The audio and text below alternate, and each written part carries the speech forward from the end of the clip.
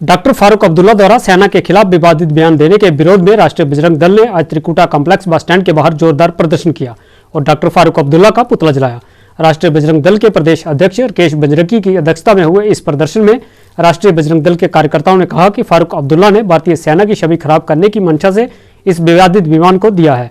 उन्होंने कहा कि डॉक्टर फारूक अब्दुल्ला ने कहा है कि 1996 में जो इलेक्शन हुई थी उसमें सेना ने ईवीएम के ऊपर अपना कब्जा किया हुआ था।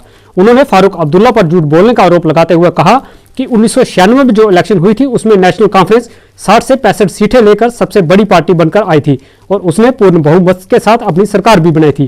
राकेश बजरंगी ने कहा कि फारूक अब्दुल्ला देश की जनता को इस बात का जवाब दे कि अगर सेना ने ईवीएम के ऊपर अपना कब्जा किया हुआ था और जब लोगों ने वोटिंग नहीं की तो जम्मू कश्मीर में उनकी सरकार कैसे बनी। हमारा आज का विरोध प्रदर्शन जो है एनसी के अध्यक्ष नेशनल कॉन्फ्रेंस के अध्यक्ष फारूक अब्दुल्ला के खिलाफ है।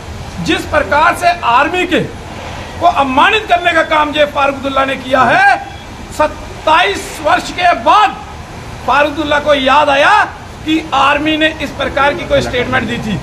सीधे सीधे सस्ती टीआरपी लेने के लिए आर्मी को टारगेट करने का काम, आर्मी के मनोबल को गिराने का काम इस फारूक अब्दुल्ला ने करने की कोशिश की है, जिसको कतई बर्दाश्त नहीं किया जाएगा।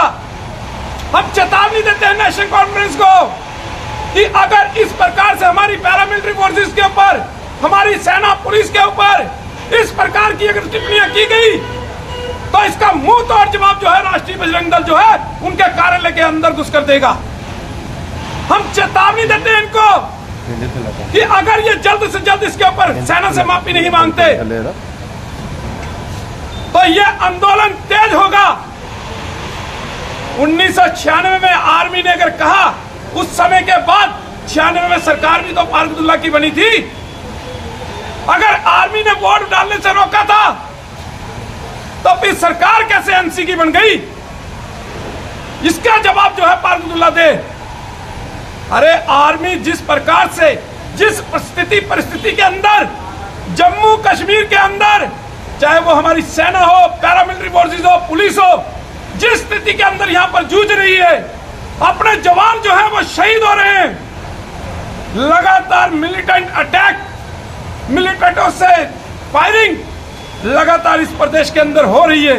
हमारी सेना दिन रात जो है देश की सेवा में जुटी हुई है और उसके ऊपर इस प्रकार की टिप्पणी करके हमारी सेना को विश्व के अंदर बदनाम करने की कोशिश, यह कतई बर्दाश्त नहीं की जाएगी। हम नेशनल कॉन्फ्रेंस की ईंट से ईंट बजा देंगे अगर नेशनल कॉन्फ्रेंस ने जल्द से जल्द इसके ऊपर माफी नहीं मांगी। और हम केंद्र सरकार से भी मांग करते हैं कि केंद्र सरकार फारूक अब्दुल्ला के ऊपर जल्द से जल्द शिकंजा कसे और उनको जवाबदेही ले कि उन्होंने ये स्टेटमेंट किस विषय में दी, क्यों दी।